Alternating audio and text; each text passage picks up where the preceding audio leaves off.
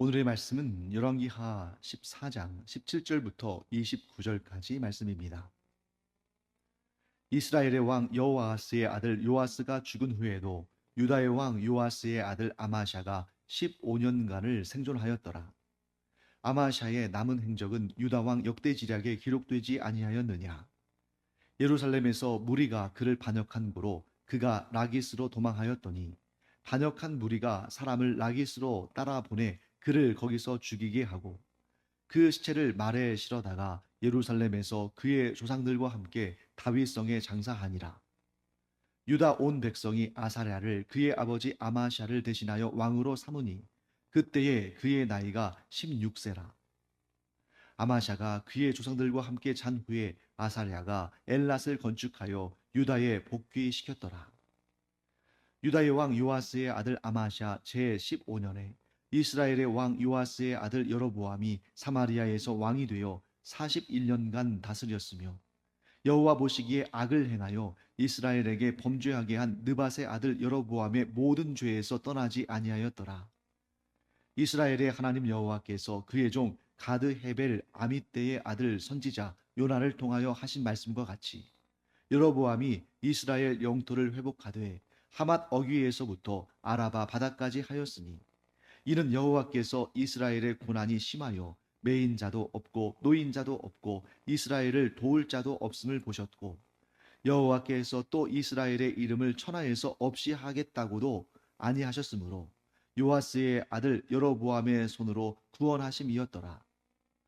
여로보암의 남은 사적과 모든 행한 일과 싸운 업적과 다메섹을 회복한 일과 이전에 유다에 속하였던 하맛을 이스라엘에 돌린 일은 이스라엘 왕 역대 지략에 기록되지 아니하였느냐. 여로보암이 그의 조상 이스라엘 왕들과 함께 자고 그의 아들 스가랴가 대신하여 왕이 되니라. 자, 오늘 본문의 말씀에는 왕이 네 명이 등장하죠. 자, 공통적으로는 북이스라엘의 요아스 왕과 남유다의 요아스 왕이 등장하죠. 남유다의 요아스 왕이 죽은 다음에 왕위에 오른 사람은 누굽니까? 예, 아마샤죠. 자, 그런데 여기 보시면 이런 내용이 나옵니다. 17절 말씀 보실까요?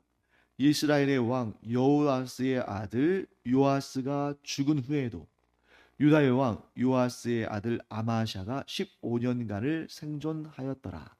자, 북이스라엘의 요아스 왕이 있을 때에 남유다에도 요아스 왕이 있었습니다.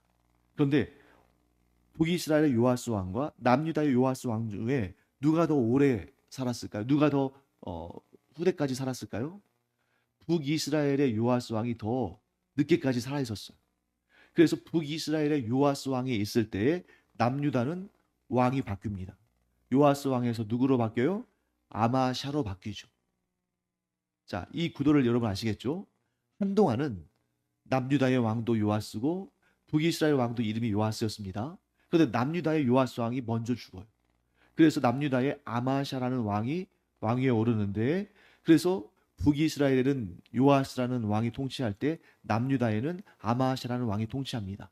그런데 문제가 뭡니까? 우리 어제 배운 것처럼 이 남유다의 아마샤 왕이 하나님의 도우심으로 그가 통치 초기에는 하나님을 경외하는 그런 참 훌륭한 왕이었기 때문에 그 아마샤의 왕 때 에돔을 다시 복속시켰죠.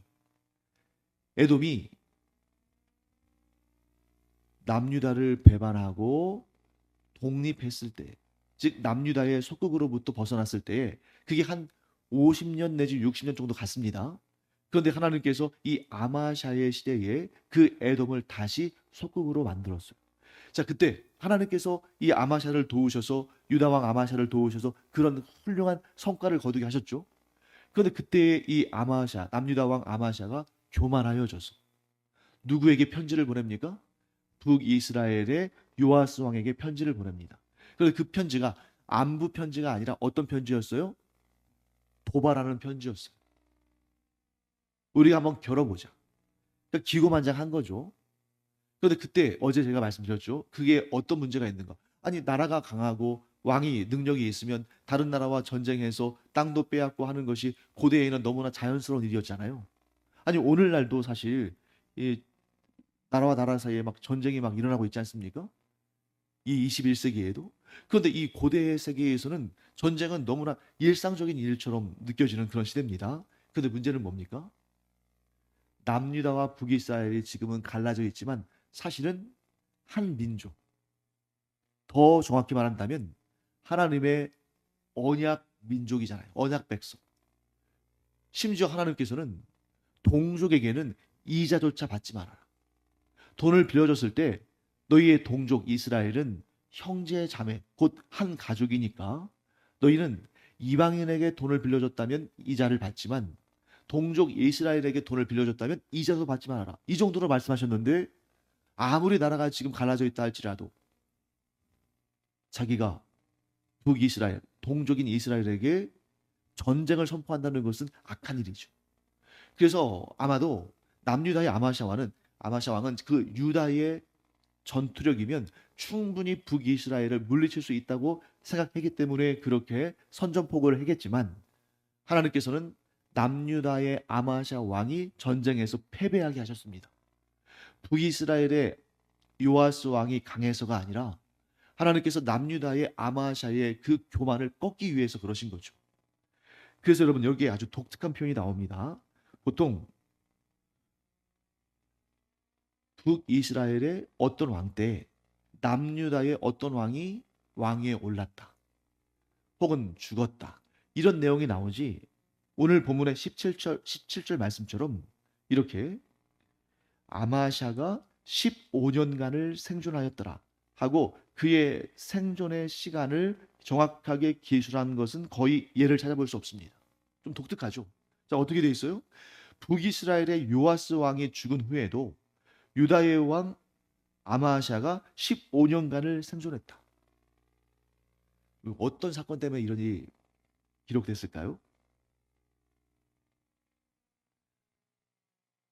남유다의 이 아마샤 왕이 북이스라엘의 요아스 왕과 전쟁을 해서 지지 않았습니까? 졌을 때 그가 포로로 끌려가요. 북이스라엘에. 포로로 끌려갑니다. 그가 이 아마샤가 29년간을 통치했는데 그 중에 14년 정도 통치한 다음에 전쟁이 일어나서 북이스라엘에게 지고 그 다음에 15년간을 생존했다. 이런 얘기예요. 여기서 우리가 뭘 할 수 있냐면 북이스라엘로 아마샤 왕이 포로로 끌려가잖아요. 그러다가 다시 복귀했다는 걸 의미합니다.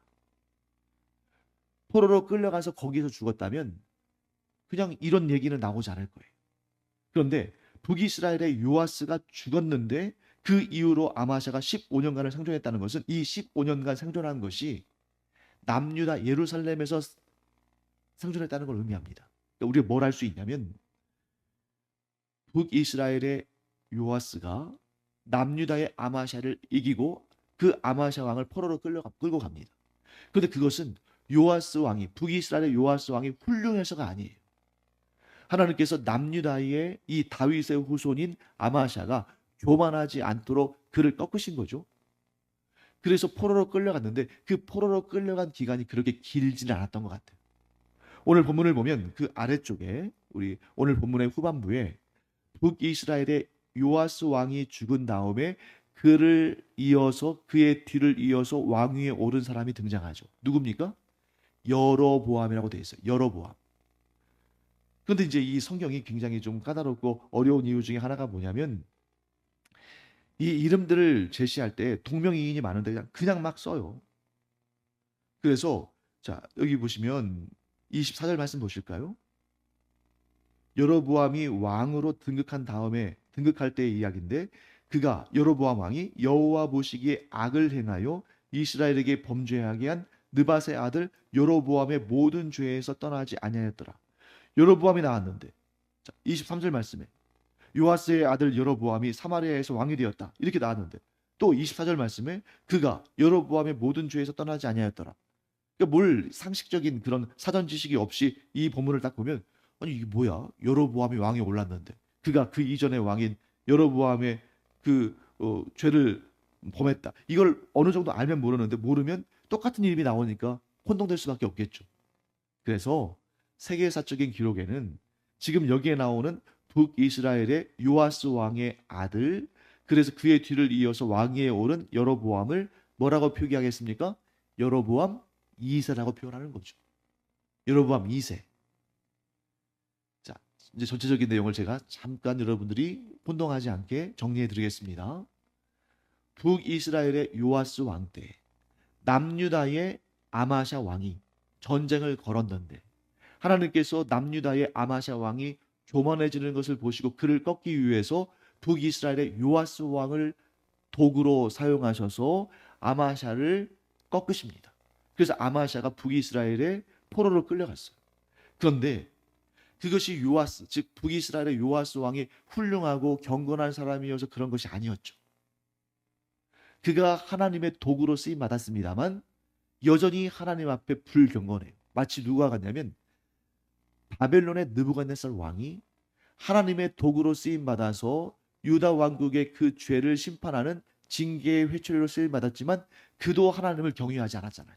그래서 하나님께서 그 천하의 가장 강한 왕인 바벨론의 느부갓네살 왕마저도 꺾으십니다. 마찬가지예요. 북이스라엘의 요아스 왕이 남유다의 아마샤 왕의 교만을 꺾는 하나님의 도구로 징계의 회초리로 쓰임 받긴 했지만 그가 여전히 느밧의 아들 여로보암의 죄에서 떠나지 않고 계속 불의한, 아마도 이렇게 생각했을 겁니다. 남유다의 아마샤 왕은 자신이 에돔을 꺾은 걸로 생각하고 그것이 하나님의 역사가 아니라 자신의 능력으로 생각하고 교만했죠. 마찬가지로 북이스라엘의 요아스 왕도 자신이 남유다의 아마샤 왕을 꺾은 것을 하나님의 징계의 회초리로 쓰임받았다고 생각하지 않고 자기의 능력이 그렇게 훌륭하고 위대해서 남유다를 드디어 꺾었다, 이렇게 생각했을 겁니다. 하나님께서 그 교만을 꺾으셨어요. 그래서 북이스라엘의 요아스 왕은 죽습니다. 그럼 그 다음에 누가 왕위에 올라요? 그의 아들인 여로보암 2세가 왕위에 오르는데 여기에서 정확하게 그런 내용은 기록되어 있지 않지만 전후 문맥을 살펴보면 이런 결론에 도달하게 됩니다.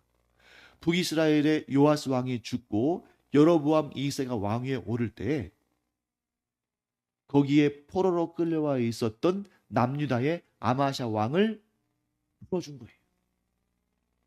그래서 그 잠깐의 기간 동안 남유다의 아마샤 왕이 북이스라엘의 사마리아에 와서 포로로 있는 동안 그 시기 동안에는 아마도 북이스라엘에서 파견한 요아스 왕이 파견한 관리가 남유다를 통치하고 있었을 겁니다. 왜? 왕이 없으니까.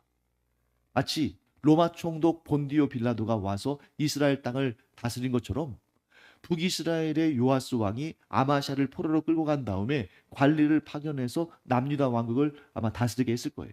그런데 그 기간이 길다 짧다? 짧다. 북이스라엘의 요아스 왕이 죽은 다음에 그 뒤를 이어서 왕위에 오른 여로보암 2세가 다시 자기 아버지가 포로로 끌고 왔던 남유다의 아마샤 왕을 돌려보내는 것이죠. 그러니까 하나님께서 이 역사를 통해서 뭘 하신 것입니까? 다윗 왕조의 등불이 꺼지지 않게 하신 거죠. 아니, 얼마든지 여로보암 2세가 능력도 있는 왕이었거든요. 북이스라엘 역사상 가장 전성기를 이룬 왕이 여로보암 2세인데 그 정도의 능력이고 그 정도의 뭔가 실력이 있었다면 얼마든지 남유다를 차지할 수 있잖아요. 심지어 남유다의 왕이 북이스라엘 사마리아에 포로로 끌려와 있는데 그런데 그렇게 하지 않았다는 거예요. 정말 누가 봐도 상식적이지 않죠. 그 아버지가 포로로 끌고 온 그 남유다의 왕을 다시 내보냈다. 다시 남유다의 예루살렘으로 보냈다. 이해할 수 없는 일입니다. 세상적으로 본다면. 그런데 어떻게 그런 일이 일어났습니까? 하나님께서 다윗과 맺으신 언약을 기억하셔서 다윗 왕조의 등불을 꺼뜨리지 않으신 거죠. 그러니까 사람이 이해할 수 없는 일들은 그냥 어쩌다 보니까 생겨난 일들이 아니라 우리가 하나님의 뜻을, 우리가 하나님의 역사를 주관하시는 그 손길을 알지 못하기 때문에 이해하지 못하는 것이지, 이 모든 것들이 다 하나님의 역사 가운데 있다는 것을 우리는 보게 되는 것입니다. 자, 그렇게 해서 이제 남유다의 아마샤 왕이 다시 예루살렘으로 복귀해서 몇 년간을 생존했어요? 15년간. 그런데 문제가 있습니다. 19절 말씀 볼까요? 예루살렘에서 무리가 그를 반역한 고로 그가 라기스로 도망하였더니 반역한 무리가 사람을 라기스로 따라 보내 그를 거기서 죽이게 하고 여러분, 아마샤, 지금 나오는 이 아마샤의 아버지가 누굽니까? 요아스였죠. 불과 7세 나이에 왕위에 오른 요아스였습니다. 아마샤의 아버지가. 그런데 그 요아스가 통치 초기에는 자기를 키워준 제사장 여호야다의 그 가르침을 받고 하나님을 경외했는데, 그 제사장 여호야다가 죽은 다음에 하나님을 제대로 섬기지 않았잖아요. 그랬더니 하나님께서 그에 대한 징계로 어떻게 하셨습니까? 신하 2명이 그를 암살했습니다. 그런데 그 모습을 보고 자란 요아스의 아들 아마샤가 그 아버지가 간 길을 그대로 걸어가요. 그랬더니 어떻게 됩니까? 그가 통치 초기에는 하나님께 존귀의 쓰임 받아서 에돔을 복속시키기까지 했는데, 그 이후에 교만해져서 하나님을 의지하지 않고 스스로를 의지했더니 하나님께서 그를 꺾으셨잖아요. 그리고 나서 그의 말년에 어떻게 됩니까? 그도 역시 반역을 일으킨 사람들에게 죽임을 당하는 안타까운 일이 발생합니다. 아마 이 아마샤가 통치 초기에 하나님을 경외했던 이유는, 우리 아버지가 하나님을 경외할 때는 하나님께서 그를 형통하게 하시더니 우리 아버지가 산당에서 우상을 섬기는 그 죄를 방치했을 때에 하나님께서 그를 징계하셨구나. 그걸 깨닫고 자기 자신도 그러한 정말 끔찍한 죽음을 경험하지 않기 위해서 그렇게 하나님 앞에 경건한 삶을 살았을 거예요. 그런데 너무나도 안타깝게도 그가 중반 이후에 교만하여져서 그도 아버지 요아스의 길을 따라갑니다. 그랬더니 어떤 결과가 나타납니까? 그 아버지 요아스가 맞이한 인생의 종말과 똑같은 종말을 맞이하죠. 이게 얼마나 안타까운 일인가. 타산지석을 삼아서 오히려 더 좋게 인생을 마감할 수 있었던 기회가 있었는데, 그 아버지 요아스의 길을 그대로 따라가서 결국 똑같은 종말을 맞이하는. 사랑하는 성도 여러분, 우리에게 지혜가 필요합니다.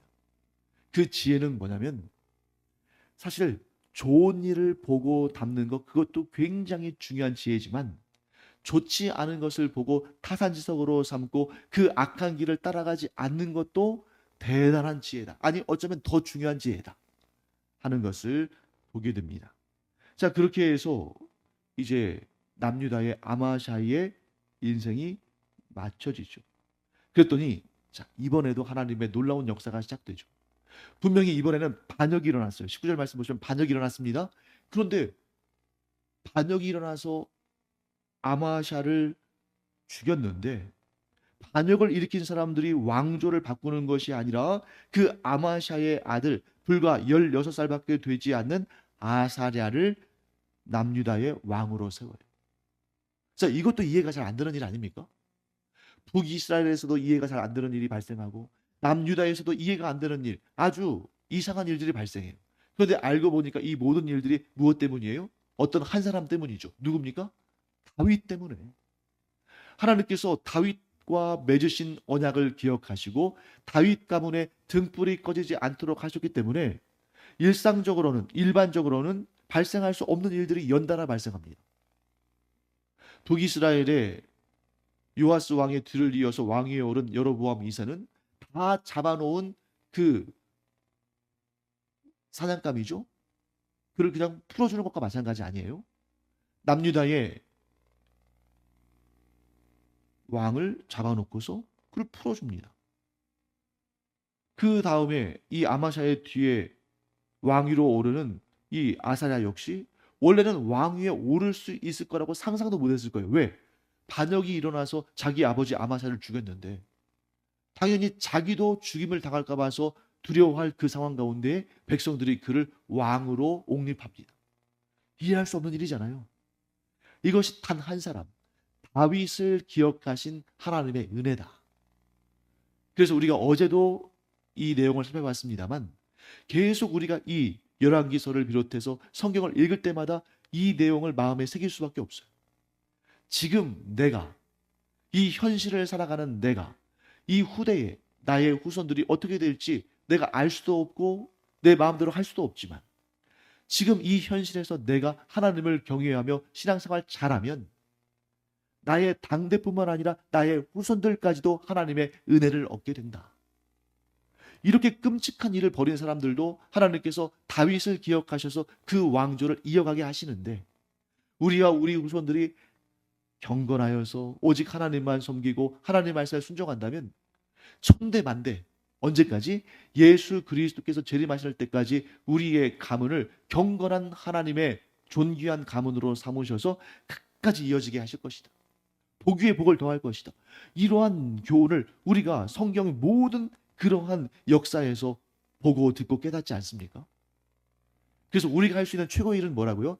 내 믿음을 끝까지 지키고 내 현실 속에서 하나님을 경외하는 경건한 삶을 살아가는 것이다. 이것을 기억하는 우리가 되기를 간절히 축원합니다. 자, 그 다음에 이제 여로보암 왕에 대해서 한번 살펴볼까요? 이 예후 가문의 여로보암 2세는 이렇게 정리할 수 있어요. 여러분, 조선시대 때 가장 넓은 영토를 차지한 왕이 누구였을까요? 조선시대 때. 조선시대 때 가장 넓은 영토를 차지한 왕은 세종대왕입니다. 우리가 보통 세종대왕 하면 훈민정음, 또 뭐 집현전, 추국이, 뭐 해시계, 물시계 이런 것만 생각하잖아요.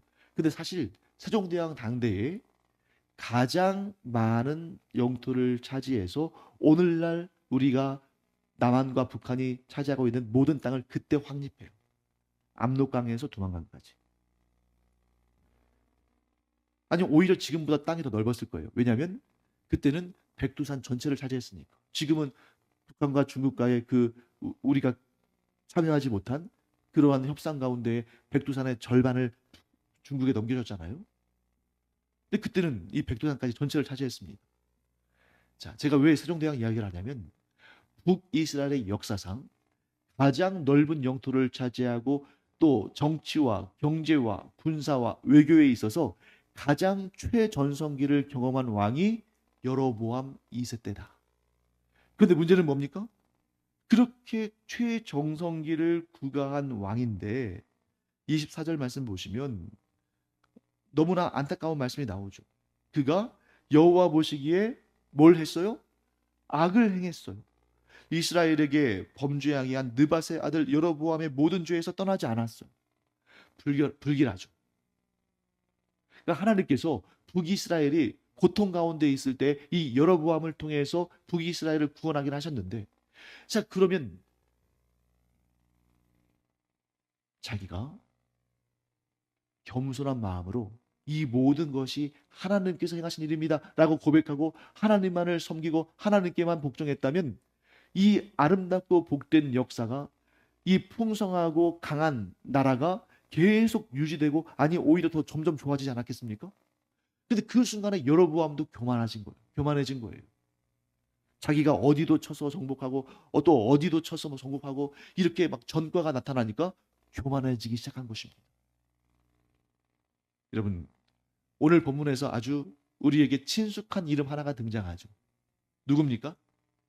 25절 말씀 보세요. 이스라엘의 하나님 여호와께서 그의 종 가드 헤벨 아미떼의 아들 선지자 요나를 통하여 하신 말씀과 같이 여로보암이 이스라엘 영토를 회복하되 하맛 어귀에서부터 아라바 바다까지 하였으니. 무슨 말씀이냐면 이스라엘의 서쪽은 지중해죠. 이스라엘의 동쪽은 요단강을 넘어서 사해까지입니다. 그런데 그 요단강을 넘어서 있는 이 가나안 땅의 동쪽 지역을 여로보암 2세가 차지했다는 거예요. 자, 이 요단강 동쪽 지역은 상대적으로 주인이 자주 바뀌었어요. 왜 주인이 자주 바뀌었을까요? 자, 이 북이스라엘이나 남유다의 본지는 요단강 서쪽에 있잖아요. 그러다 보니까 요단강 동쪽은 에돔, 모압, 암몬, 북이스라엘, 남유다, 아람 이런 나라들이 막 번갈아 가면서 막 차지해요. 상대적으로 주인이 자주 바뀝니다. 근데 그 주인이 자주 바뀌는 그 땅을 누가 차지했다고요? 여로보암 2세가.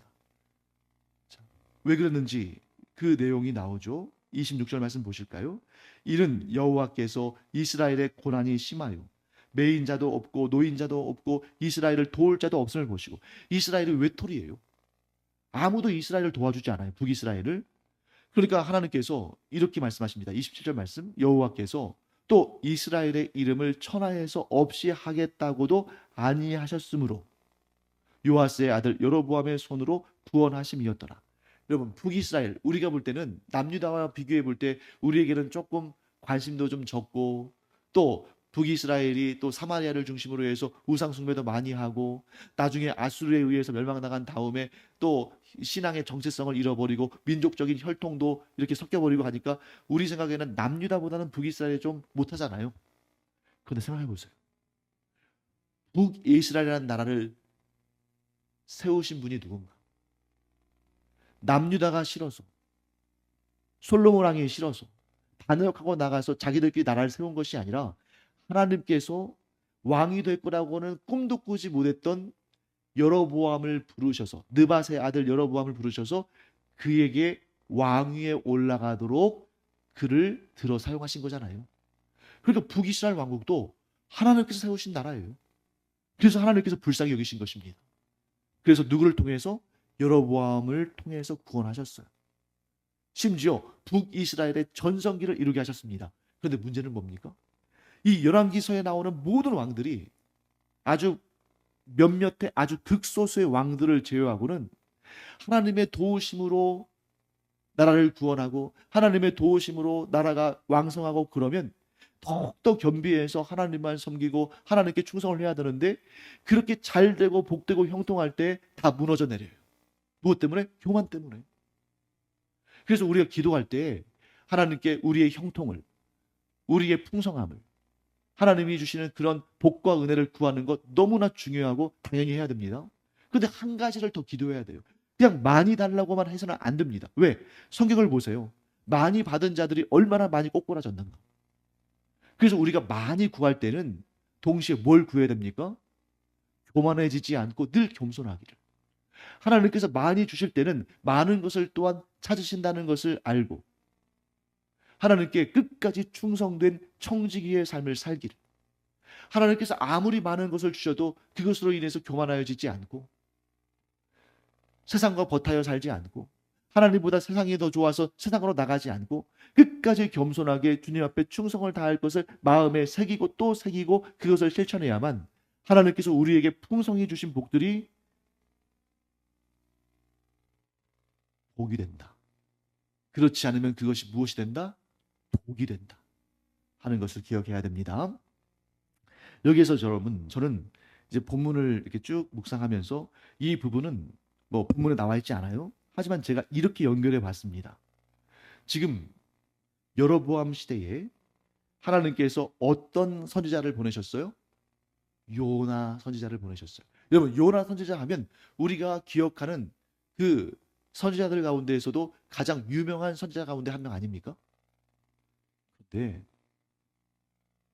관점을 좀 달리해서 본다면, 하나님께서 훌륭하고 위대한 선지자를 보내셨다는 것은 그 나라의 영적인 상황이 지금 얼마나 어둡고 얼마나 추악한 것인가를 알 수 있게 하는 그런 방법 중에 하나인 거예요.